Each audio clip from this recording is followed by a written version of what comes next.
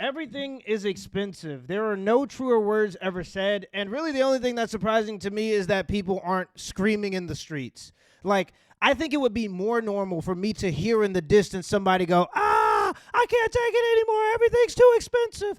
That would seem to be a more normal reaction than what we're getting. And I'm not saying the people who are overly pessimistic aren't a little bit mentally ill because they're probably very paranoid. Yeah, sure. But the people who are acting like everything is normal are also just as mentally ill, or something's wrong with them too. Everything just seems to be getting more expensive, and in my lifetime, I've never seen prices go down. So I have to assume that it's just going to become more and more expensive, and people are going to start screaming in the streets. I have a problem.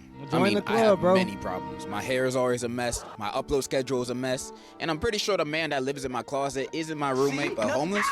But this problem is more important. Plus, he gives me free Twinkies, so he chill. My problem is that everything is expensive. Yeah. Like everything. Yeah. Food, houses, clothes, all the things a human needs to live. And I don't even have a problem with everything being expensive. I have a problem with the fact that no matter where you go, where things are obviously overpriced, they're still filled with people who I know can't afford it. Because when you look at the statistics, you know that everybody is struggling. Everybody's in debt. Everybody's buying stuff off of credit cards, and everybody's buying things that they can't afford. But when you go to these places where everything is overpriced, there are still people there buying it. And the only reason why that's frustrating is because the only way the prices will ever go down is if people refuse to buy things that they don't need, but people keep signing up to buy this stuff. So it's like, yeah, everybody complains about the price, but people keep buying it. So it doesn't really matter. The company's going to charge whatever. You can ask for whatever you want. Like, these companies can ask for however much they want, but what we decide to pay for it is the actual value of it. And if people keep engaging, then they're going to keep raising the prices. Or at prices that even Psycho from Psyche K couldn't afford. It ain't even just those. Even our favorite pastimes are just costing more and more money. The movies used to be and still is one of my favorite places to go when I want the big silver screen experience. Then I walk into the theater and they charging damn near $20 per ticket. $10 for kids. See, that's why you got to go on Tuesdays, movie Tuesdays. You got to catch up. You gotta deal with the cards that was dealt to you. Movie Tuesdays, baby. Between the ages of 2 and 3. How charitable. So if you got a family with you, you most likely gonna be spending $100 just to get a seat. And you'll feel even worse afterwards after watching the movie and it turns out to be ass. Yeah. I feel bad for all you parents out there paying for your family's tickets, probably thinking, dang, I should have gone out and got some milk. I'm broke. Not only that, the concession stand prices have always been high, but today it's robbery. Yeah, and it's like that everywhere.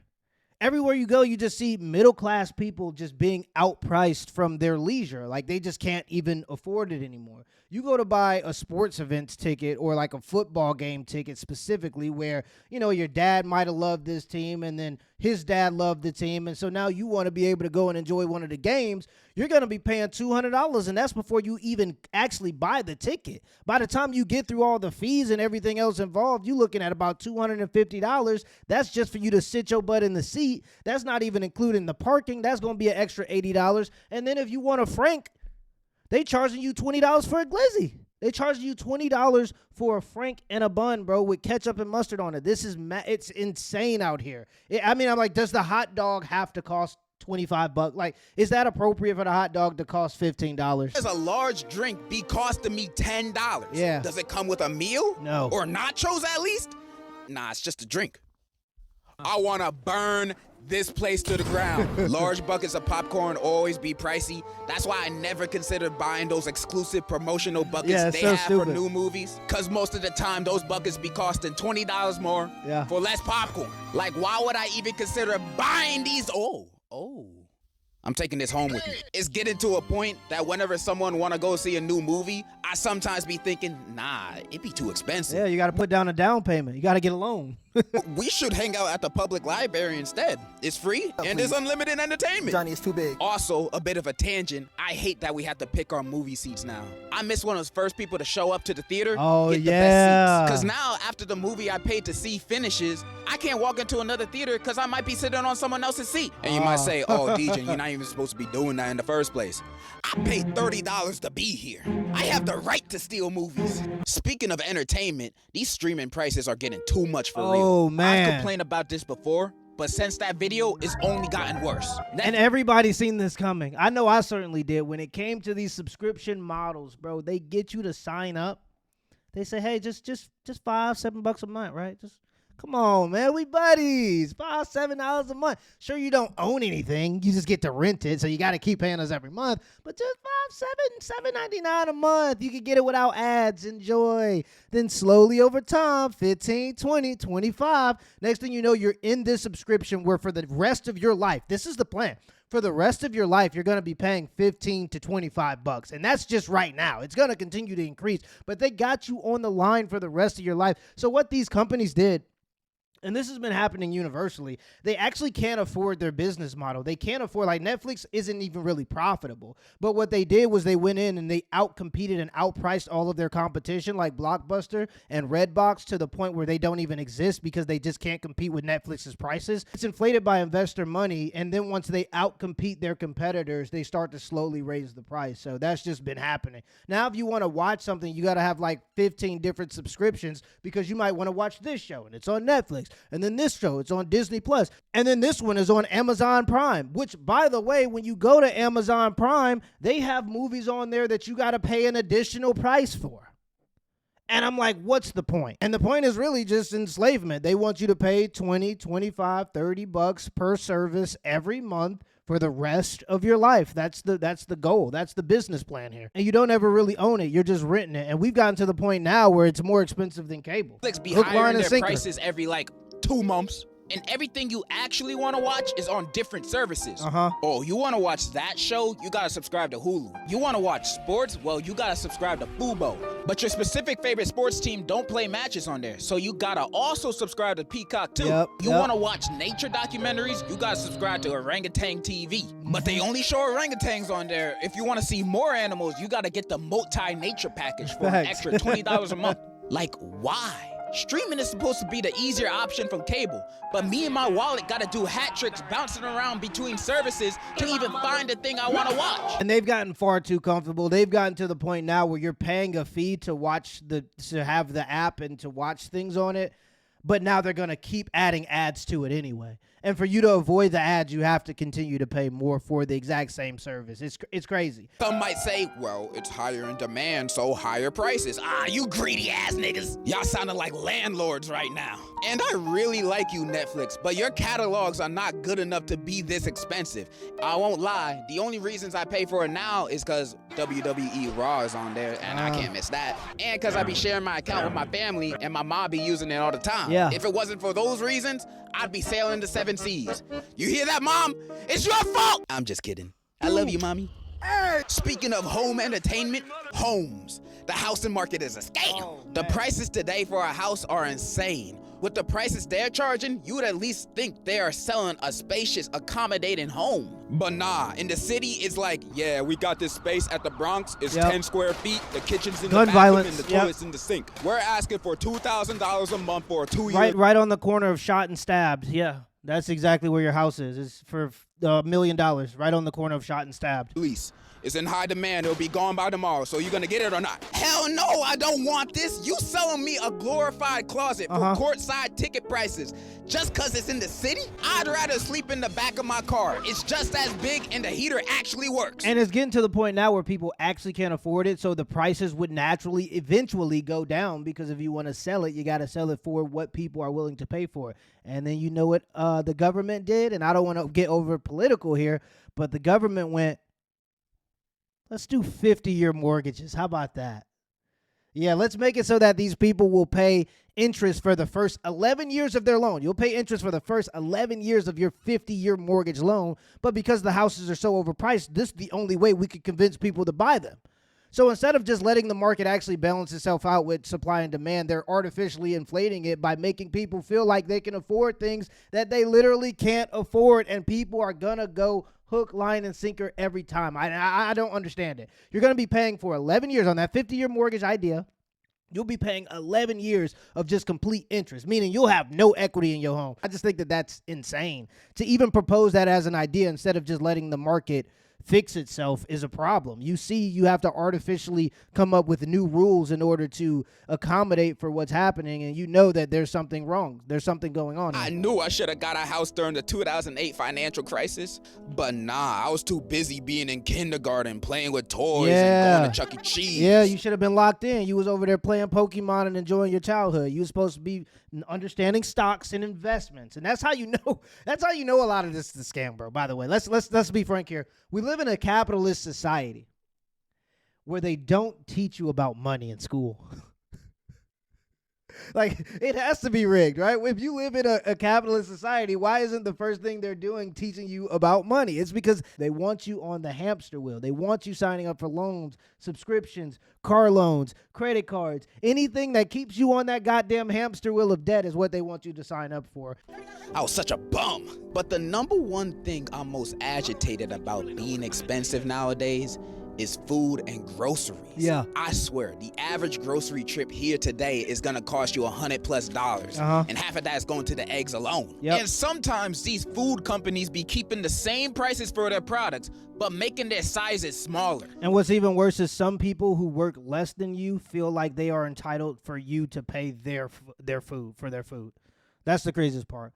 We have a system where there are people that don't work as hard as you that feel like they should be able to use your money to buy their groceries while you struggle. I'm looking at you, Tropicana. These new bottles ain't it. They shrunk their bottles 6 ounces, and they ain't even lower the price. So you paying more money for less OJ. Yep. I am now vitamin C deficient because of this. You might say I'm tweaking over a 6-ounce difference, but I know I'm not. It Let matters. me tell you an analogy real quick. You go to your plug. All the time they give you a 3.5 for the same price. You're satisfied. One day you hit them up, they pull up, but this time they give you 3 G's instead. Not only that, they hired the price for the same thing you've always been buying. But we just had a craving for it at this time, and we wanted to get the 3 cookies for $1. That's what it used to be. You used to get 3 cookies for $1. Now it's 2 cookies for $1.30. So not only did they take away 1/3 of the product, but they also charge 1/3 more on the price. So they're double dipping. They're downsizing and making things more expensive. I look through all the cabinets in my house. I find a Cadbury cream egg from a couple years ago, and I brought it. This is this year's egg. Yes. This is the egg from a couple years ago. Look at that! Judge for yourself, America. And then look, there is literally not even like a quarter of it filled with chocolate. I put it on top of the other can of soup that I have. I noticed it was considerably smaller. Size inflation is a real thing. Our products are becoming smaller and more expensive. How you feel then? You feel betrayed. You feel scammed. And if you ever find yourself in that situation, to that I say, bro, call the police. Call the police on them. They obviously don't care anything about customer satisfaction. No, I don't. wish I can do the same thing with Tropicana, but the cops don't take distressing calls over orange juice bottles seriously. This is exactly why I'm ACAB, bro. Not only that, fast food, an American staple that's supposed to be cheap, now be doubling prices all the time. Yeah. Like the McDonald's dollar menu don't even exist no more. R.I.P. to the dollar menu, bro. Those were good times. Me and my buddies with $5 back in the day used to go to McDonald's and have a feast, bro. Value menu now, selling sandwiches that used to cost $1 that are now almost $3, and they'll still find a way to get your order on. You might say, oh, they just adjusting for inflation.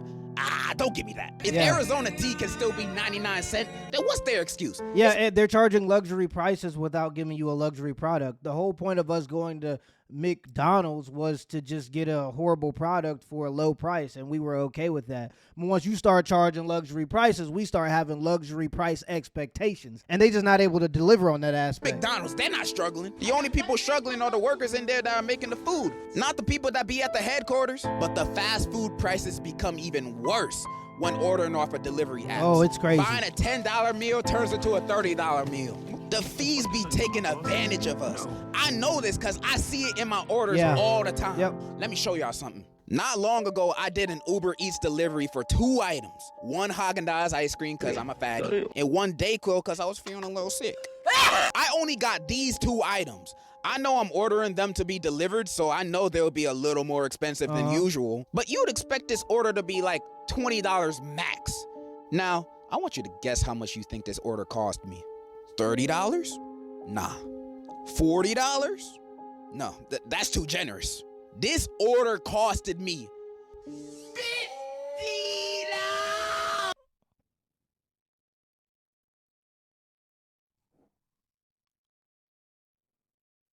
I've never gotten so comfortable in life where I've gotten accustomed to using Uber Eats and Grubhub and all these other delivery platforms. And part of the reason is because I refuse. I refuse, because this has happened to me before. I refuse to give into comfort so much so that I let these people overcharge me for convenience just because I'm accustomed to it. I refuse. I'll do it sometimes if I really don't feel like going and I feel like the price I'm paying is worth the time that I would spend going there and coming back. That's the only time I do it, and it's very rare. But literally just looking at this reminds me why I never use those services. It's one of the easiest ways that people who are in the lower middle class stay in the lower middle class, over-investing or overspending on small conveniences like this. Sometimes to me, it damn near feels unmanly to spend $12 extra on something that I could just go put my shoes on and pick up myself. I don't know what it is. I don't know. It's just me. What is this? You can't justify this price to me. Yeah, that's Is criminal. the delivery driver also gonna give me a goodnight kiss with my order? Because that's the only justification. By the way, the delivery man did not give me a goodnight kiss when he dropped off my order. No. I got scammed. This should not be considered a new norm in the US. And some people seeing me complain about this might say, you're a YouTuber. Why are you complaining about this? Well, they're gonna charge you $20 extra to forget your ranch and silverware. That's a problem. Got money. True. It do not matter. But I still like trying to save money, you know? Because nowadays, these sales aren't even sales. This isn't adjustment for inflation. This is corporate greed. These prices aren't gonna get cheaper, especially since the owners of these companies run the country now. Literally. As long as people keep paying for these products, no matter the price hike, it'll only get more expensive. Yeah, so everybody complain about corporate greed, but what about human greed? What about your greed? What about your need for the Haagen-Dazs, right? What about your inability to stand on your own 2 feet, get into the car that you already have, and drive to the store to get it yourself? Right, so they're just taking advantage of your greed. Everybody call it corporate greed, which, yeah, to some degree I agree, but we got to accept and understand our responsibility in it too, and really I think that that's the only way to fix it. I don't think the corporations are going to start having a heart. Why would they do that? That's not profitable. So what is my solution to this economic crisis we are dealing with right now? Loot it. Blow New Jersey up. Bang, bang. I'm joking. Oh, okay. I'm joking. Okay. This doesn't apply to small businesses in Costco. They're goated. But I'm joking. All right, that's really all I wanted to say. I just wanted to rant about modern day prices and my low-key bad financial decisions. Hopefully my message comes across even if you don't agree. Maybe you like spending $20 on eggs. Who knows? That is all. And in conclusion, I don't know. In conclusion, stop buying things you can't afford. If we all did that, everything would be a little bit more affordable, or the businesses that refuse to make it affordable would just go out of business. And I'm fine with either of those two things. Let me know in the comments below if this video was a W or L, and give me the HBO special. That's help without special. Hit the like and the subscribe button for more content. Till next time.